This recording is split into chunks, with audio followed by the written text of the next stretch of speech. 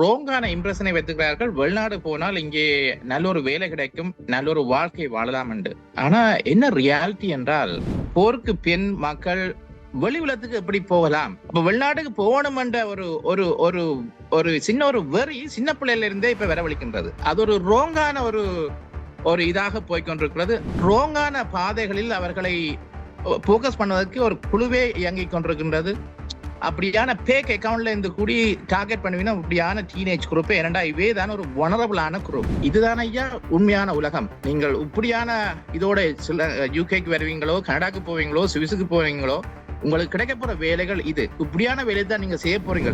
அரசியலில் நகர்த்தப்படும் காய்கள், திரைமறைவில் நடக்கும் ரகசிய பீரங்கள், உலகத் தமிழர் அறிந்தேயாக வேண்டிய உண்மைகளை தேடி ஒரு உடறுப்பு.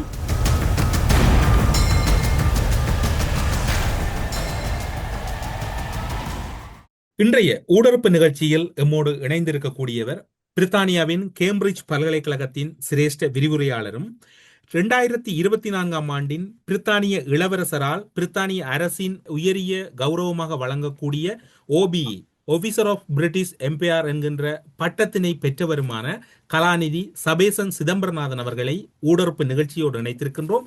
ஊடறுப்பு நிகழ்ச்சியின் சார்பில் உங்களை வரவேற்பதில் மகிழ்ச்சி. வணக்கம். வணக்கம். நீங்கள் வெகு விரைவில் இலங்கை செல்ல இருப்பதாகவும் இலங்கையில் மிக முக்கியமான சில கருத்தமர்வுகளை ஏற்பாடு செய்திருப்பதாகவும் கூறப்படுகின்றது. உங்களினுடைய வடக்கு கிழக்கு விஜயத்தினுடைய உண்மையான என்ன நோக்கமாக இருக்கின்றது? நிச்சயமாக நாங்கள் வடக்கு கிழக்கில் இருக்கிற தமிழ் யூனிவர்சிட்டியாக இருக்கின்ற ஜெஃப்னா யூனிவர்சிட்டி, ஈஸ்டர்ன் யூனிவர்சிட்டி மற்றும் பவுனியா யூனிவர்சிட்டிக்கு செல்ல இருக்கின்றோம். அங்கு சில கருத்தரங்குகளை மாணவருக்கு மட்டுமில்லாமல் ஏர்லி கேரியர் ப்ரொஃபஷனலுக்கு கூடி செய்ய இருக்கின்றோம். எப்படியான கருத்தரங்கு என்றால், எப்படி ஒவ்வொரு ஸ்டேஜில் இருக்கிற இண்டிவிஜுவல் ஆக்களும் மற்ற அடுத்த ஸ்டேஜுக்கு எப்படி அவர்கள் தங்களை முன்படுத்தி கொண்டு தங்களை கரிய பாதையை அடுத்த நிலைக்கு அடையக்கூடும் என்ற ஒரு வழிகாட்டியத்தான் அப்படியான யூனிவர்சிட்டிக்கு செய்ய இருக்கின்றோம்.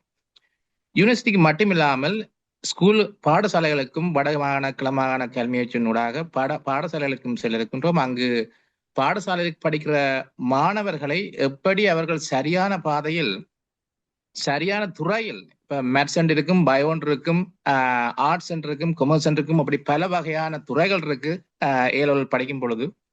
அப்ப சரியான துறையை எப்படி சூஸ் பண்ணுவது என்றால், அந்த சூஸ் பண்ற அந்த துறையானது ஒரு இம்பார்ட்டன்டாக இருக்கின்றது. அவர்கள் ரோங்கான துறையை சூஸ் பண்ண இருந்தால் அது வாழ்க்கை தொடர்பாகவே வாழ்க்கை முழுக்கவே அப்படி இருக்கக்கூடியதாக ஒரு நிலை இருக்கின்றது. So that will have the long life impact.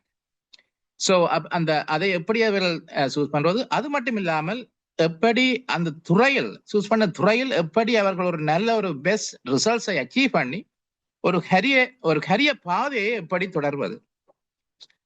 So அப்படியான ஒரு கருத்தரங்கைத்தான் பாடசாலைகளையும் சேர்க்கின்றோம். அது மட்டும் இல்லாமல் எப்படி ஆசிரியர்களை எப்படி நாங்கள் ப்ரொஃபஷனல் டெவலப்மெண்ட் கொடுத்து எப்படி அந்த ஆசிரியர்களையும் எம்பவர் பண்றது. மாணவர்களை மட்டும் அட்வைஸ் பண்ணி இருந்தால் மட்டும் காணாது, ஆசிரியர்களையும் நாங்கள் ப்ரொஃபஷனல் ஒரு டெவலப்மெண்ட் கொடுத்து கண்டினியூஸ் என்ஹான்ஸ் பண்ணினால் நாளைக்கு எங்கள் சமுதாயத்தில் எஜுகேஷன் இன்னும் இம்ப்ரூவ் ஆகிருக்கும். அது மட்டும் இல்லாமல் finally also giving tax to the people who leave the school. இப்ப டிப்பிக்கலி சில வடக்கு கிழக்கு எடுத்து பாத்தீங்கன்னா ஒரு 15% தான் ஏலோல் படித்து யூனிவர்சிட்டிக்கோ அப்படியான இதுக்கு போறார்கள். 85% கொலிச்சலுக்கோ அல்லது வேலைகளுக்கோ அல்லது வெளிநாடுகளை நோக்கியோ பயணிக்கிறார்கள். அப்ப அப்படியான 85% அந்த ஆடியன்ஸை, அந்த மாணவர்களை, அந்த படித்த ஸ்கூலை விட்டு வெளிக்கிட்டு அந்த மாணவர்களை எப்படி சரியாக வழிகாட்டி அவர்களது வாழ்க்கையில் எப்படி ஒரு சக்சஸை கொண்டு வருவது என்பது ஒரு கருத்தரங்கை from A level to career dreams என்ற டைட்டிலில் உங்கள் எதிர்காலத்தை எப்படி ஒரு பிரகாசமாக மாற்றுவது, எப்படி நீங்களும் சக்சஸ்ஃபுல்லாக வாழலாம் என்பது ஒரு கருத்தரங்கை வடமாகாணத்தில் ஜெஃப்னா ஹிந்து ஸ்கூலின் சப்போர்ட்டோடும், ஜெஃப்னா யூனிவர்சிட்டி மெடிக்கல் ஃபேக்கல்டியின் கலபரேஷனோடும், மீடியா சப்போர்ட்டோடும் செய்கின்றோம். அது மாதிரி தென்மராட்சியிலும் இப்படியான ஒரு கருத்தரங்கை செய்கின்றோம். இதை மாதிரி கிழக்கு மாகாணத்திலும் இப்படியான கருத்தரங்கை செய்ய தீர்மானித்திருக்கின்றோம். நீங்கள் இப்போது குறிப்பிட்டீர்கள் அந்த கல்வியினுடைய அடைவு மட்டத்தில் இருக்கக்கூடிய பெருமானங்கள் அல்லது அதனுடைய விகிதம் என்பது இறுதி இலக்கை அடைவது என்பது மிக குறைவாக இருப்பதாக.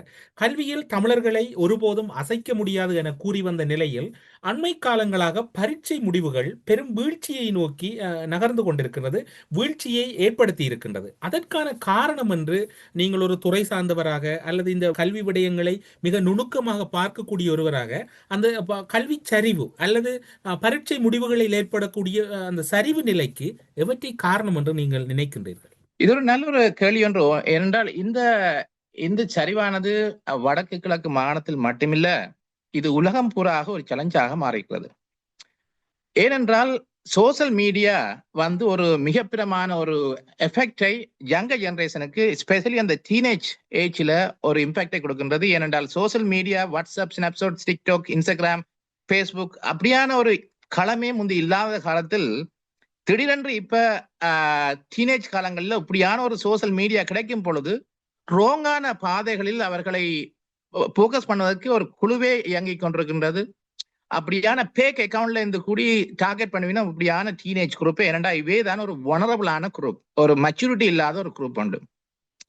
அப்ப அந்த குரூப்புக்கு இப்படியான ஒரு ரோங்கான இன்ஃபர்மேஷன், ரோங்கான வீடியோஸ், ரோங்கான இதுகளை சோசியல் மீடியால போறபடியால் அவர்கள் அந்த படிக்கிற காலத்தில் அவர்கள் அந்த டைமை சோசியல் மீடியாவை செலவழிக்கிறார்கள். அப்ப நீங்கள் படிக்கிற காலத்துல சோசியல் மீடியாவில் செலவழித்தால் நீங்கள் சோசியல் மீடியால தான் எக்ஸ்பர்ட்டா வருவீங்களை வரைய ஒரு நல்ல ஒரு படிப்பான எஜுகேஷன் ஃபவுண்டேஷன் உங்களுக்கு வர மாட்டுது. சோ அதன் காரணமாக இன்று நீங்கள் கடந்த மிக அண்மையில் வெளிவந்த GCSE O-level ரிசல்ட்ஸ் கூட எடுத்து பார்த்தால் வடமாகாணம் அப்ராக்சிமேட்லி 70% தான் பாஸ் ரேட்டாக இருக்கிறது. அப்ப அது சோசியல் மீடியா மட்டும்தான் காரணமா? இல்ல, சோசியல் மீடியா மட்டும் இல்லாமல் இப்ப வடமாகாணத்தை எடுத்து பாத்தீங்கன்னா ட்ரக்ஸ் வந்து ஒரு பெரிய ஒரு சேலஞ்சாக வந்திருக்கின்றது. டொமஸ்டிக் வயலன்ஸும் ஒரு இதாக அவை தொடர்பாக விரிவான வினாக்களை நாங்கள் உங்களுக்காக கேட்பதற்கு தயாராக இருக்கின்றோம். அவை தொடர்பில் மிக நீண்ட கலந்துரையாடல் ஒன்றை செய்வதற்கும் கூட தயாராக இருக்கிறோம். அதற்கு முன்னரான ஒரு சில சிறிய பகுதிகளை முடித்துவிட்டு அந்த பெரும்பகுதிக்குள் செல்லலாம் என்று நினைக்கின்றோம். யுத்தத்துக்கு பின்னரான கல்வி நடவடிக்கைகளை நீங்கள் எப்படி புரிந்து கொள்கிறீர்கள்? அதாவது யுத்தம் இடம்பெற்று முடிந்த பின்னர் 2009 பின்னரான கல்வி நடவடிக்கைகள் உங்களுடைய பார்வையில் எப்படி இருக்கின்றது? இடப்பெயர்வுகளை சந்தித்த மக்கள், அதே போன்று பலத்த பாதிப்புகளுக்கு உள்ளாக்கப்பட்ட எமது மக்களினுடைய கல்வி நடவடிக்கைகள் உங்களுடைய பார்வையில் எப்படி இருக்கின்றது?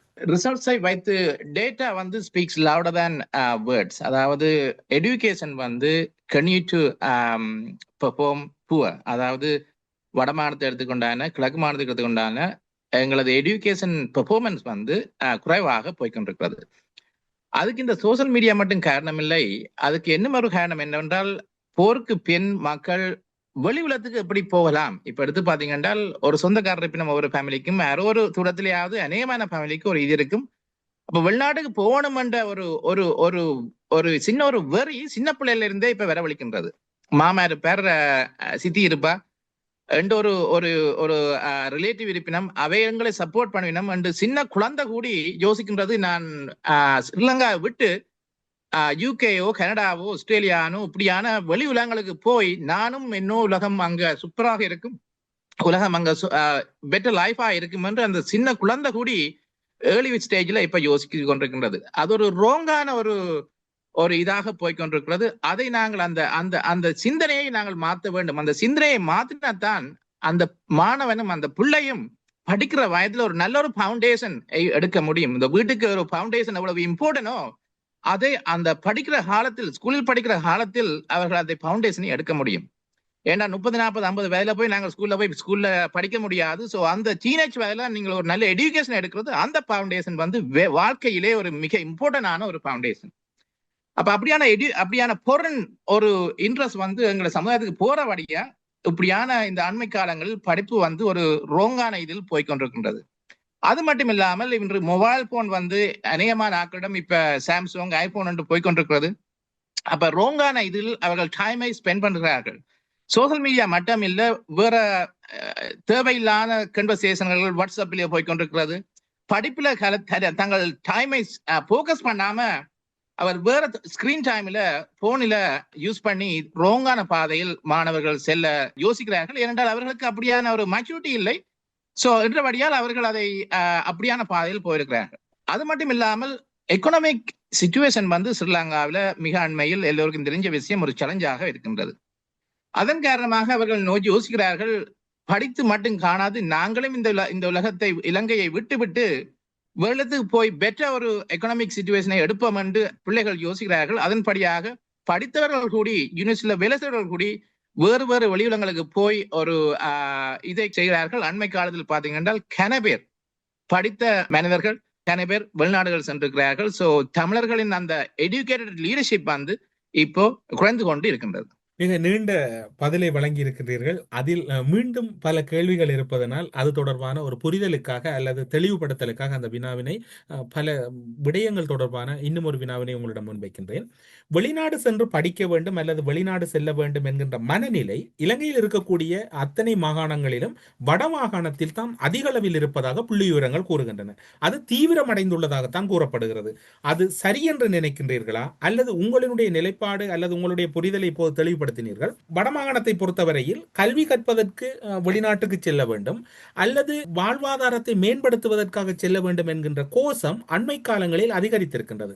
குறிப்பாக நீங்கள் கூறியது போன்று கல்வி பொது தராதர சாதாரண தர பரீட்சை அல்லது உயர்தரம் GCE OL A லெவல் முடிக்கின்ற ஒவ்வொரு மாணவர்களின் இலக்கு கடந்த காலங்களில் O லெவல் முடிக்கின்ற மாணவர் A லெவல் செல்ல வேண்டும், A லெவல் முடித்தால் பல்கலைக்கழகம் செல்ல வேண்டும் அல்லது நல்ல அரச வேலைகள் அல்லது நல்லதொரு வேலையை இலங்கையில் தேட வேண்டும் என்ற இந்த மனநிலை மாறி இன்று வெளிநாட்டு மோகம் ஆட்கொண்டிருக்கின்றது. இதனை நீங்கள் எப்படி புரிந்து கொள்கிறீர்கள்? நீங்கள் இப்போது பதில் வழங்கினாரும் இது மேலதிக வினாவாக உங்களிடம் முன்வைக்கின்றது. இது ஒரு நல்ல ஒரு கேள்வி. ஏனென்றால் அவர்கள் ஏன் அப்படி ஆசைப்படுகிறார்கள் என்றால் அவர்கள் ஒரு ரோங்கான இம்ப்ரெஷனை வைத்துக்கிறார்கள். வெளிநாடு போனால் இங்கே நல்ல ஒரு வேலை கிடைக்கும், நல்ல ஒரு வாழ்க்கை வாழலாம் என்று. ஆனா என்ன ரியாலிட்டி என்றால் உங்களுக்கு ஒரு நல்ல ஒரு எஜுகேஷன் நல்ல ஒரு ஃபவுண்டேஷன் இருக்குமானால் நீங்களும் நல்ல ஒரு ப்ரொஃபஷனல் ஜாப்ல இருந்து நல்ல ஒரு இதா வரலாம். நல்ல லோயரோ நல்ல CEO நல்ல சயின்டிஸ்டோ அல்ல ப்ரொஃபஸரோ அல்ல ஒரு நல்ல ஒரு ஒவ்வொரு துறையிலையும் ஒரு நல்ல ஒரு டாப் பர்சன்ல நீங்கள் நல்ல ஒரு இதை அச்சீவ் பண்ண முடியும். வெளிநாடுகளில் கணக்கு ஆப்பர்ச்சுனிட்டி இருக்கிறது. ஆனா அதே நேரத்தில் உங்களுக்கு ஒரு நல்ல எஜுகேஷனோ நல்ல ஃபவுண்டேஷனோ இல்லையோ, நல்ல எஜுகேஷனோ ஈவன் நல்ல ஒரு ஸ்ட்ராங்கான அண்டர் கிராஜுவேட் டிகிரியோ நல்ல ஃபவுண்டேஷனோ இல்லையோ, இந்த நாடுகளில் ஷைன் பண்ணி நல்ல ஒரு வேலையை எடுப்பது கடினமான விஷயம்.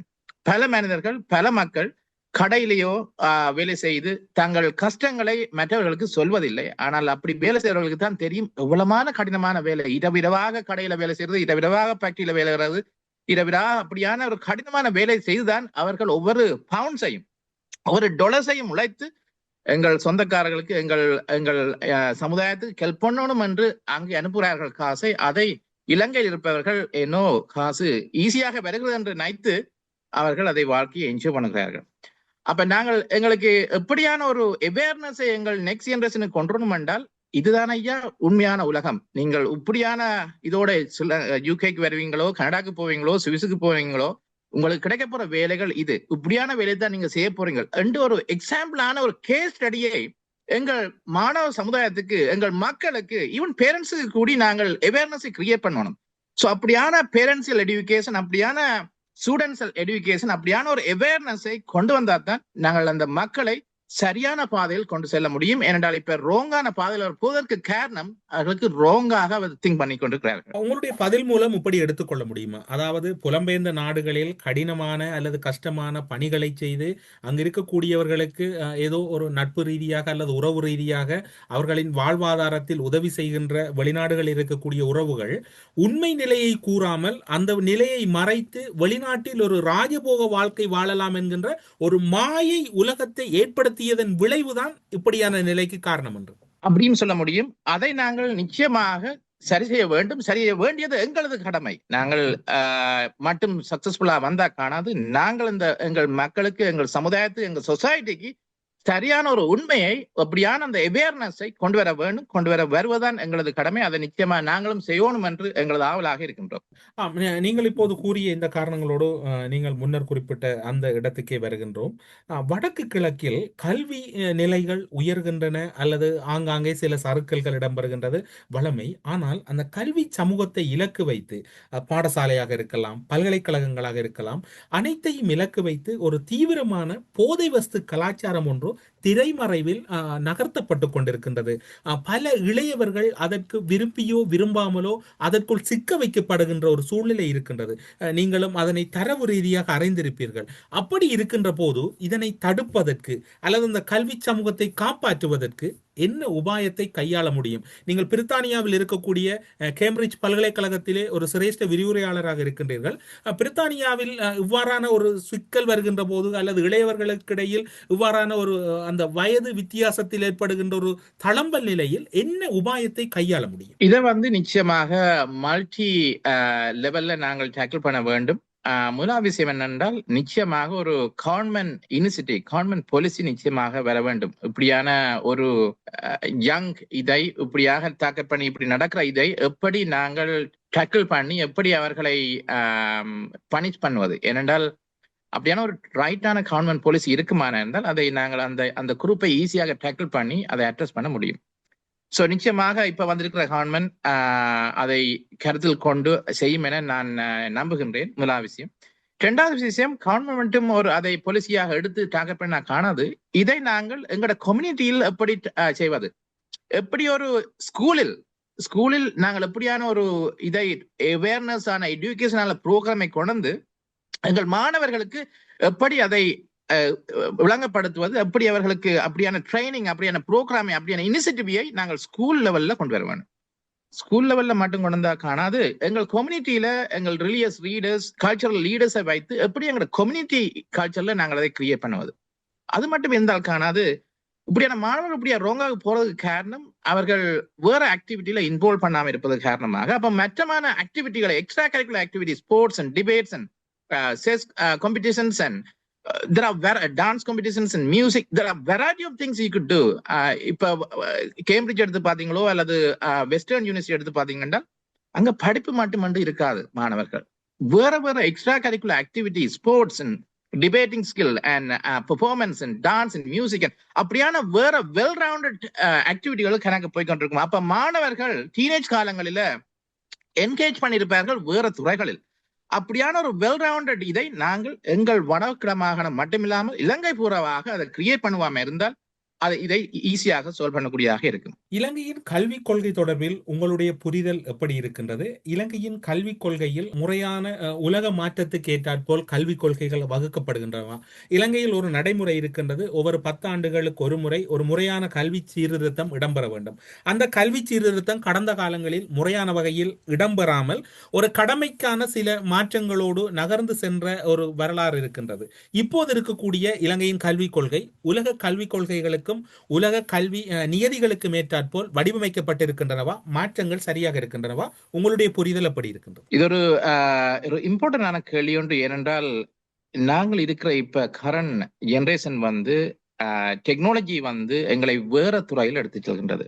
இப்ப பாத்தீங்கன்னா AI, ஆர்டிபிஷியல் இன்டெலிஜென்ஸ் என்றது ஒரு நெக்ஸ்ட் 10 to 20 இயர்ஸுக்கு விரும்பியோ விரும்பாமலோ எங்களை வேறொரு இதாக மாற்ற போகின்றது. அப்ப நெக்ஸ்ட் 10 to 20 இயர்ஸ் எஜுகேஷன் வித்தியாசமா இருக்க வேண்டும். கடந்த 20 வருஷ படித்த படிப்புகள் கம்ப்ளீட்லி டிரான்ஸ்ஃபார்ம் பண்ணி வேற லெவல்ல நாங்கள் எங்கள் மாணவர்களை, எங்கள் நெக்ஸ்ட் 10 to 20 இயர்ஸ் ஜெனரேஷனை மாற்ற வேண்டும். மாத்தினாத்தான் நாங்களும் ஸ்மார்ட் நெக்ஸ்ட் ஜெனரேஷன் வர ஹியூமன் ஸ்மார்ட்டராக இருக்கும். ஸ்மார்ட்டராக இருந்தா தான் அந்த AI, ஆர்டிபிஷியல் இன்டெலிஜென்ஸ் உலக காலத்தில் எங்கள் ஜெனரேஷன் சர்வைவ் பண்ணக்கூடியதாக இருக்கும். அப்ப ஸ்ரீலங்கா இப்ப ரீஃபார்ம் பண்ணுவதற்கு செய்து கொண்டிருக்கிறார்கள். எப்படி இந்த எஜுகேஷனை ரீஃபார்ம் பண்ணணும் என்றது பார்த்து கொண்டிருக்கிறார்கள். அதைத்தான் நாங்களும் யூகேல கூடி நாங்கள் அதை பார்த்து கொண்டிருக்கின்றோம். எப்படி இந்த next 10 to 20 years education reform பண்ணுவது என்பது. அதை ரீஃபார்ம் பண்ணுவதற்கு prime minister doctor Harini already has an agenda to really reform the Sri Lankan education. And அந்த அஜெண்டாவில் என்ன இது போக்கஸ் என்றால் எப்படி ஒரு அகடமிக் எக்ஸலண்டை எப்படி கிரியேட் பண்ணுவது, அதாவது படிப்பில் எப்படி stem, science, technology, engineering, mathematics அந்த ஸ்கில்லை ஏர்லி ஆன் எங்களோட மாணவர்களுக்கு, எங்கள் மக்களுக்கு, எங்கள் பிள்ளைகளுக்கு எப்படி கொண்டு வருவது. ஏனென்றால் மேத்தமெட்டிக்ஸ் ஸ்கில் ஏர்லி ஆன் வருமாக இருந்தால் உங்களோட அனலிட்டிக்கல் திங்கிங் ஸ்கில் இம்ப்ரூவ் பண்ணும். அப்ப அதை எப்படி எங்கள் பிரைமரி ஸ்கூல்ல இருந்து நாங்கள் அதை கிரியேட் பண்ணுவது, எப்படி இனோவேஷன் திங்கிங், எப்படி அவுட் ஆஃப் பாக்ஸ் திங்கிங்கை கிரியேட் பண்ணுவது, எப்படி என்டர்பிரினர்ஷிப். இப்ப ட்ரெடிஷனல் வே ஆஃப் எஜுகேஷன் என்னென்றால் நாங்கள் நல்லா ஸ்கூல்ல படிக்கணும், யூனிவர்சிட்டியில போய் நல்ல ஒரு டிகிரி எடுக்கணும், நல்ல காய்ஸ்பேட்டில் ஒரு ஜாப் எடுக்கணும். அதான் ட்ரெடிஷனல் வே ஆஃப் திங்கிங். ஆனால் இந்த மாடர்ன் வே ஆஃப் திங்கிங் என்னென்றால் எப்படி நாங்கள் ஒரு கம்பெனியை கிரியேட் பண்ணி, எப்படி நாங்களும் ஒரு சிஇஓ ஆக வந்து, எப்படி நாங்கள் ஜாப் ஆப்பர்ச்சுனிட்டியை கிரியேட் பண்ணி, எப்படி நாங்கள் இந்த உலகத்துக்கு இந்த சொசைட்டிக்கு நாங்கள் எப்படி கண்ட்ரிபியூட் பண்ணுவது என்பது அந்த லேட்டஸ்ட் திங்கிங். அப்ப அப்படியான ஒரு கல்ச்சர், அப்படியான என்டர்பிரினர்ஷிப் மைண்ட் செட், அப்படியான என்டர்பிரினர்ஷிப் கல்ச்சரை எப்படி நாங்கள் பள்ளிக்கூடத்தில் மட்டுமில்லாமல் யூனிவர்சிட்டி பல்கலைக்கழகங்களிலும் எப்படி கொண்டு வருவது, அப்படியான ஒரு எஜுகேஷனை எப்படி கொண்டு வருவது என்பதுதான் அதன் ரீஃபார்மாக இருக்கின்றது. அது மட்டும் இல்லாமல் எப்படி ஒரு வெல் ரவுண்டட் இண்டிவிஜுவலை நாங்கள் கிரியேட் பண்ணுவது. இப்ப நாங்கள் பள்ளிக்கூடத்தை எடுத்து பார்த்தால் எக்ஸாம் பேஸாக இருக்கிறது. எக்ஸாம் ஃபுல்லா எக்ஸாம் போக்கஸ் பண்ணி ஓ லெவல்ல 9 டிஸ்டிங்ஷன் எடுக்கணும், ஏ லெவல்ல 3 எடுக்கணும் என்ற ஒரு புத்தக இதாக இருக்கின்றது. புத்தக எஜுகேஷன் மட்டும் இருந்தா காணாது. அது நிச்சயமாக தேவை. Education right fundamental right foundation இருந்தால் தான் நீங்கள் அந்த நாலேஜை யூஸ் பண்ணி கண்ட்ரிபியூட் பண்ண முடியும். ஆனால் அது மட்டும் இருந்தா காணாது. எப்படியான வெல் ரவுண்டட் இண்டிவிஜுவல், எப்படியான soft skills, leadership skill, public speaking skill, networking skill, communication skill, அப்படியான மற்ற ஸ்கில்களையும் எப்படி அவர்களுக்கு கண்ட்ரிபியூட் பண்ணுவது, எப்படி அவர்களை டெவலப் பண்ணுவது, படிக்கிற காலத்தில் அப்படியான சாஃப்ட் ஸ்கில் என்று சொல்லுவோம், அப்படியான ஸ்கில்லையும் டெவலப் பண்ணாதான் ஒரு வெல் ரவுண்டட் இண்டிவிஜுவலாக மாற்ற முடியும். அப்படியான மாணவர்களை எப்படி கிரியேட் பண்ணுவதுதான் எங்களது நெக்ஸ்ட் ஜெனரேஷன் எஜுகேஷன். அது மட்டும் இருந்தா காணாத எஜுகேஷன்ல எப்படி எங்கள் டீச்சர்ஸை, எப்படி எங்கள் படிப்புகிற டீச்சர்ஸை எப்படி எம்பவர் பண்ணுவது, எப்படி ப்ரொஃபஷனல் டெவலப்மெண்ட் கொடுப்பது. இங்க வெளி உலகங்களை எடுத்து பார்த்தீர்கள் என்றால் ஸ்கூலுக்கு ட்ரைனிங் டே என்று நடக்கும். அது என்ன ட்ரைனிங் டே என்றால் டீச்சர்ஸ்க்கான ட்ரைனிங். எப்படி ஒரு டீச்சர்ஸ் நாங்க படிக்கணும் என்று ஆசை வருதோ அப்பதான் மாணவன் போய் படிப்பார்.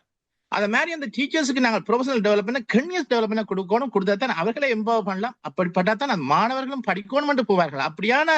இப்படியான இதுகளை ரீஃபார்ம் பண்ணுவதுதான் சரியாக இருக்கும் என்று எதிர்பார்க்கிறேன். அதைத்தான் ஸ்ரீலங்கா செய்யும் என்றும் எதிர்பார்க்கின்றோம். அதாவது நீங்கள் இப்போது ஆசிரியர்கள் தொடர்பில் குறிப்பிட்டீர்கள். ஆசிரியர்களின் கற்பித்தல் முறையில் தொழில்நுட்பம், அதாவது டெக்னாலஜியினுடைய பயன்பாடு கிட்டத்தட்ட வெளிநாடுகளை பொறுத்தவரையில் 75-80% மேல் இருக்கின்றது. டெக்னாலஜி தொழில்நுட்பத்தினுடைய பயன்பாடு தான் அதிக அளவில் இருக்கின்றது. அதே ஒரு திட்டம் அல்லது அதே ஒரு வகையான செயற்பாடு இலங்கையிலும் ஏற்பட வேண்டும் என்பதுதான் இப்போது இருக்கக்கூடிய எதிர்பார்ப்பு. அந்த தயார்படுத்தல் இலங்கையில் பின்னிக்கின்றது. அந்த தயார்படுத்தலுக்குள் ஆசிரியர்களை வளப்படுத்துவதில் கல்வி அமைச்சோ அல்லது இலங்கையில் இருக்கக்கூடிய கல்விக் கொள்கைகளோ முறையாக வகுக்கப்படவில்லை. மாணவர்களின் கல்விக் கொள்கை திறம்பட வேண்டுமாக இருந்தால் ஆசிரியர்களின் தயார்படுத்தல் முக்கியமாக இருக்கின்றது. பெற்றோர்களின் தயார்படுத்தல் அல்லது பெற்றோர்களின் மனநிலை மாற வேண்டும். இதற்கான உபாயம் அல்லது இதற்கான திட்டங்கள் இன்று வரையும் இலங்கையின் கல்விக் கொள்கையில் இல்லை. அதனை எப்படி செய்யலாம் என்று நினைக்கின்றேன். It has to start from the education department. ஏனென்றால் கரிக்குலம் ஸ்ரீலங்கா எஜுகேஷன் மினிஸ்ட்ரி தான் இன்சார்ஜ். ஸோ நாங்கள் எவ்வளவும் செய்யலாம், நாங்கள் எவ்வளவும் ஸ்கூலுக்கு செய்யலாம், யூனிவர்சிட்டிக்கு செய்யலாம். But at the end of the day we got to have the big picture. அந்த பிக் பிக்சர் என்னென்றால் எஜுகேஷன் மினிஸ்ட்ரி அதை ரெக்கனைஸ் பண்ணி அவர்கள் அதை கொண்டு வர வேண்டும் ஒவ்வொரு ஸ்கூலிலையும். இப்ப பிரைவேட் ஸ்கூல்ல மட்டும் இல்ல, ரிச்சான ஸ்கூல்ல மட்டும் இல்ல, அண்டர் ப்ரிவிலேஜ் அப்படியான ஸ்கூல்ல கூடி இப்படியான ஈக்குவல் ஆப்பர்ச்சுனிட்டியை கிரியேட் பண்ண வேணும். ஸோ அப்படி கிரியேட் பண்ணத்தான் எல்லா மாணவர்களாலையும் அப்படி லேட்டஸ்ட் டெக்னாலஜியை அக்சஸ் பண்ணி அவர்களும் தங்களது எஜுகேஷனை சரியாக கற்க முடியும். ஏனென்றால் எஜுகேஷனை கற்பது அவர்களுக்கான ஒரு ஃபண்டமெண்டல் நீட்ஸ். எங்களுக்கு சாப்பிடுவது எவ்வளவு முக்கியமோ அது மாதிரி எஜுகேஷன் ஒரு ஈக்குவலி ஒரு இம்பார்ட்டன்டான விஷயம் ஒவ்வொரு மனிதனுக்கும். அது ஒவ்வொரு மனிதர்களுக்கும் கிடைக்க வேண்டிய விஷயம். அதை நாங்கள் சரியாக செய்ய வேண்டும், அதை இம்ப்ரூவ் பண்ண வேண்டும். அதை தான் என் அண்டர்ஸ்டாண்டிங் படி அதை இப்ப எஜுகேஷன் மினிஸ்ட்ரி இப்ப அதை கரிக்குலத்தை ரீஃபார்ம் பண்ணுவதற்கு இப்ப கன்சிடர் பண்ணி கொண்டிருக்கிறார்கள். நெக்ஸ்ட் இயரை அதை ரீஃபார்ம் பண்ணி லான்ச் பண்ணதான் அவர்கள் டைம் ஸ்கேலாக இருக்கின்றது. அப்ப அவர்களும் இந்த நெக்ஸ்ட் ஜெனரேஷன் கட்டிங் இன்ஃப்ராஸ்ட்ரக்சரை இப்படியான லேட்டஸ்ட் டெக்னாலஜியை கிளாஸ் ரூம்ல யூஸ் பண்ணி எப்படி எங்கள் மாணவர்களின் எஜுகேஷனை சரியாக கொடுப்பது, ஒரு இம்ப்ரூவான எஜுகேஷன் எப்படி வழங்கினால்தான் எங்கள் நாளைய சமுதாயம் ஒரு இன்டர்நேஷனல் பிளாட்ஃபார்மில் ஒரு நல்ல ஒரு இதை அச்சீவ் பண்ண முடியும், வரலாறு படைக்க முடியும், வரலாறு படைப்பார்கள், படைக்க வைக்க வேணும் என்பதுதான் எங்களது இதாக இருக்கின்றது. இந்த வினா என்பது நீங்கள் பிரித்தானியாவில் படித்தவர், பிரித்தானியாவில் பணி செய்யக்கூடியவர், அதுவும் உலகிலே மிகவும் உயர்ந்த ஒரு பல்கலைக்கழகத்திலே சிரேஷ்ட விரிவுரையாளராக இருக்கக்கூடியவர் என்கின்ற வகையில் இந்த வினாவினை உங்களிடம் ஒரு தெளிவுபடுத்தல் அல்லது புரிதலுக்காகவே நான் முன்வைக்கின்றேன். தமிழர் தாயக பகுதியை பொறுத்தவரையில் பாடசாலை கல்வி ஆக குறைந்தது ஒரு தினமும் 1:30 அல்லது 2 மணியோடு நிறைவடைகின்றது.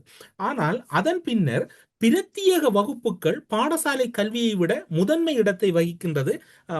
இலங்கை முழுவதும் என்பதை விட இப்போது அதிக அளவில் தாயகத்தில் தான், வடக்கு கிழக்கில் தான் அதனுடைய முக்கியத்துவம். பாடசாலை கல்விகளை விட பிரத்யேக வகுப்புகள் அதிக அளவில் மேல் நிற்கின்றது.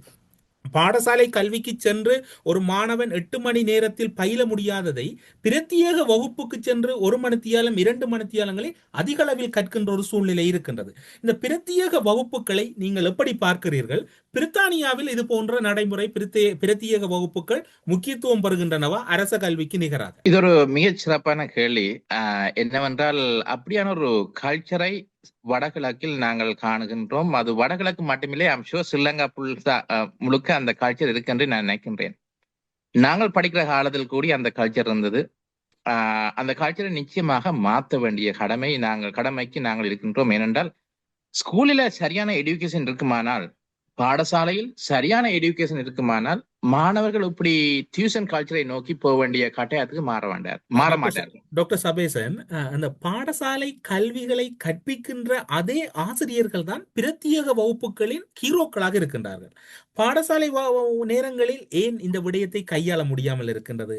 அல்லது ஏன் சுமார் ஒரு பெரும் பகுதியை ஒரு மாணவன் பாடசாலையில் செலவழிக்கின்றார், அவனுக்கு அங்கேதான் அந்த ஆசிரியர் இருக்கின்றார், ஆனால் அவர் பிரத்யேக வகுப்பிலே கொண்டாடப்படுகின்றார், பாடசாலையிலே சாதாரணமாக இருந்துவிட்டு செல்லுகின்றார். சோ அதுக்காண்டிதான் இந்த நாங்கள் ஒரு சரியான ரீஃபார்மை கொண்டு வருவோமான இருந்தால், இப்ப எஜுகேஷன் இப்ப என்னவென்றால் எக்ஸாம் ரிபனாக இருக்கிறது. படிப்பு எக்ஸாம், இதை நீங்கள் அண்டர்ஸ்டாண்ட் பண்ணினீங்க என்றால் எக்ஸாமை இது காய மார்க்ஸ் எடுக்கக்கூடியதாக இருக்கிறது. அப்படியான எஜுகேஷன் தேவை என்றால் எக்ஸாம் மட்டும் இல்லாமல் மோர் பிராக்டிக்கல் பேஸ்டா இருக்குமான இருந்தால் நீங்கள் கட்டாயம் ஸ்கூல்ல அதை லேர்ன் பண்ணக்கூடிய ஒரு இது வரும். என்னடா லெபோரட்டரிக்கு நீங்கள் இது இருப்பீர்கள். அப்ப அப்படியான ஒரு டிஃப்ரெண்ட் எஜுகேஷனை நாங்கள் கொண்டு வர வேண்டிய கட்டாயத்துக்கு இருக்கின்றோம். அப்படியான எஜுகேஷன் தான் வெளி உலகங்கள் கூட இருக்கின்ற. இப்ப நாங்கள் கேம்பிரிட்ஜ் எடுத்து பார்த்தால் நாங்கள் மாணவர்களை இன்டர்வியூ வைத்துத்தான் ஒவ்வொரு மாணவரையும் கேம்பிரிட்ஜ் ஆக்ஸ்போர்ட்ல அட்மிட் பண்ணுவோம். ஏன் அப்படி செய்யறோம் என்றால் 3 year மட்டும் A level எடுத்தா நீங்கள் கெட்டிக்காரர் என்றது அர்த்தம் இல்லை. 3 year எடுத்தா உங்களுக்கு அந்த பாடத்துல நீங்களே மார்க்ஸ் எடுத்துக்கிறீங்கன்னு காரணம். அப்ப எப்படி ஒரு அவுட் ஆஃப் பாக்ஸிங் திங்கிங்கான மாணவனை கிரியேட் பண்றது, எப்படியான ஒரு பிராக்டிகல் பேஸ் பர்சனை கிரியேட் பண்றது, அப்படியான மாணவர் தான் நாளைக்கு உலகத்தில் இருக்கிற ப்ராப்ளத்தை சால்வ் பண்ண போறார். ஏனென்றால் நீங்கள் படிச்சு முடிய ரியல் வேர்ல்டுக்கு வரைக்கும் is all about problem solving. உலகம் ஃபுல்லா ப்ராப்ளம் இருக்கும். அந்த ப்ராப்ளத்தை எப்படி அனலைஸ் பண்ணி சால்வ் பண்ணுவது, அப்படியான ஒரு எஜுகேஷனை நாங்கள் கொடுத்தால்தான் அந்த மாணவன் நாளைக்கு ரியல் வேர்ல்டுக்கு வரைக்கும் ஃபேமிலியில ப்ராப்ளம் இருக்கோ அல்லது கரியர்ல ப்ராப்ளம் இருக்கோ, நாளைக்கு அவர் தங்களோட காலில் நின்று சொந்த காலில் நின்று அந்த ப்ராப்ளத்தை சால்வ் பண்ணக்கூடிய இருக்கும். அப்படியான ஒரு எஜுகேஷனை நாங்கள் எங்கள் ஸ்கூலுக்கு கொண்டு வருமா இருந்தால் இந்த பிரைவேட் டியூஷன் எல்லாம் ஆட்டோமேட்டிக்கா குறையும். என்றால் ஸ்கூல்ல அப்படியான லெபோரட்டரி இருக்கும், ஸ்கூல்ல அப்படியான பிராக்டிகல்ஸ்களை கிரியேட் பண்ண முடியும். அப்படியான எஜுகேஷனை நாங்கள் மாற்ற வேணும். அப்படியான அசஸ்மெண்டை கூட மாற்ற வேணும். A level எக்ஸாம் மட்டும் இருந்தா காணாது.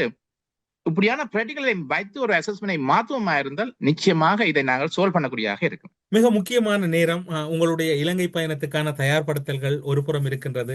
பல விடயங்களில் நீங்கள் நேரமின்மையில் இருந்த போதும் இந்த செவ்வியில் இணைந்து கொண்டு தாயக மாணவர்கள் ஒட்டுமொத்தத்தில் இலங்கையில் இருக்கக்கூடிய கல்வி சீர்திருத்தம் எப்படி அமைய வேண்டும், இலங்கையில் கல்வியிலே எப்படி மாணவர்கள் முன்னேற வேண்டும், புலம்பெயர்ந்த நாடுகளை நோக்கி வருகின்றவர்கள் தாயகத்தில் அல்லது இலங்கையிலே எப்படி அவர்கள் தங்களை தாங்களே முதன்மைப்படுத்திக் கொள்ளலாம் என்கின்ற மிக முக்கியமான கருத்துக்களை மிக முக்கியமான நேரத்திலே பகிர்ந்து கொண்டமைக்காக சிறப்பு நன்றிகளோடு உங்களிடம் விடைபெற்றுக் கொள்வதற்கு முன்னதாக தொடர்ச்சியாக உங்களுடைய கருத்துக்களை நாங்கள் இதே தளத்தில் மக்களுக்கும் மாணவர்களுக்கும் ஆசிரியர்களுக்கும் உரிய காலத்திலே எடுத்துச் செல்வோம் என்கின்ற செய்தியையும் கூறி ஊடரப்பு நிகழ்ச்சியின் சார்பில் மீண்டும் நன்றி கூறி விடைபெற்றுக் கொள்கிறோம். நன்றி, வணக்கம். நன்றி, தேங்க்யூ. அரசியலில் நகர்த்தப்படும் காய்கள், திரைமறைவில் நடக்கும் ரகசிய பீரங்கள், உலகத் தமிழர் அறிந்தேயாக வேண்டிய உண்மைகளை தேடி ஒரு ஊடரப்பு.